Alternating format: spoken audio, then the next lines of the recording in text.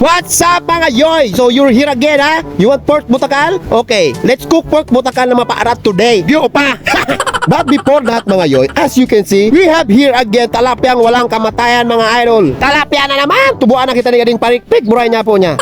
This is the star for today's video. This is what you call pisag ning balatong. Oh, you don't know this no? Rich kid ka kasi. Kaplangat tabasang ka. We also have here gulay na see you tomorrow. But depende when will you will sit in the inidoro. If you will sit later, see you later. If tomorrow, see you tomorrow. Explain pa more. Yan. Tapono ka de. Taputo. Gawa ka din ano na. Gatinap nyo pangbangot na ka din. Nakulang. And there it is, the very famous pork butakal na labing parat but very malasa. This is not just ordinary butakal. This is special. This is what you call semi-dulang. This is our bangot for our gulay na balatong pwerte. We are now going to put our kabangang utsabang mantika to the very hot kawali.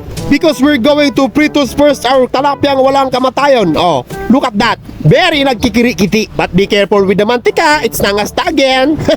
As we pritos our talapyang walang kamatayan, all the ricado for our gulay na balatong are already preparado. We bought that all from the mercado. Very barato. Our pritos na tilapia is almost done. But why is this puro payo? Where's the ikog? Ah, there. Still pritosing. You ha? You make me nervous ha? Very malasa, especially daw sa usawa, no? Tauyo, kalamansi, and of course, ladang demonyo. Also, all the ricado for our gulay na balatong is already preparado. The natuk, bawang, sibuyas, and then dalada. The pork butakal, which is very mapaarat, and of course, the balaw. Oh, see? Our natuk is already nagbuburuk-budok na. Since it's already nagbuburuk-budok, of course, we're going now to put the gulay na banatong or the pisug. Of course, you know what to do. Mekus-mekus na yan, oh. Mekus-mekus na yan. Insan, pwerte na yan. And then, we're going now to put our see you tomorrow na gulayong. And then, back to mekus-mekus. So, mekus-mekus natin yan because we need to mekus-mekus that. This is not like the gulay na apay that if you mekus-mekus, it makes magatul. Oh, see? Our gulay na balatong is already done. Look at the liputok. Very nagbuburuk-budok. Oh, just like that, I already saldok my rice, my gulay na balatong, and of course, the talapyang walang kamatayan. Of course, may sausawan. Tauyo na maharang-harang. Oh, we're going now to muak-muak that, of course. So, muak-muak malala na naman, Yoy. Very dusta. Oh, how is it, Yoy? How is it? Let's interview, Yoy. What can you say about the gulay na balatong, Yoy? Ha.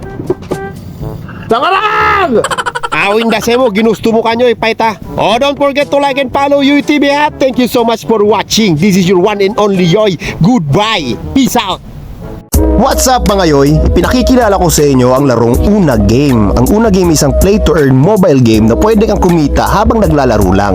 Mag-register lang, kumpletuhin lang lahat ng details na nakikita sa screen at i-confirm. After mo ma-confirm mga yoy, rekta ka na sa game. Marami kang pwedeng pagpiliin na laro dito mga yoy sa Una Game. Isa na nga dyan mga yoy ang larong Dragon Tiger.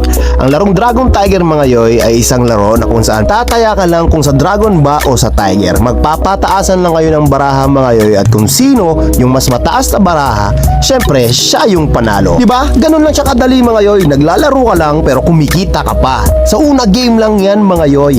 At kung gusto nyo na mag-withdraw, i-click nyo lang mga yoy yung withdraw dyan sa baba. I-bind nyo mga yoy yung Gcash details nyo at ilagay nyo yung withdraw amount. Rekta Gcash nyo na yan mga yoy. Ganun lang siya kadali. Ano pa hinihintay nyo mga yoy? I-download nyo na ang Una Game. Nasa comment section ng video na to yung link kung saan pwede mo siyang i-download. Matik na yan. Una ka sa Una Game.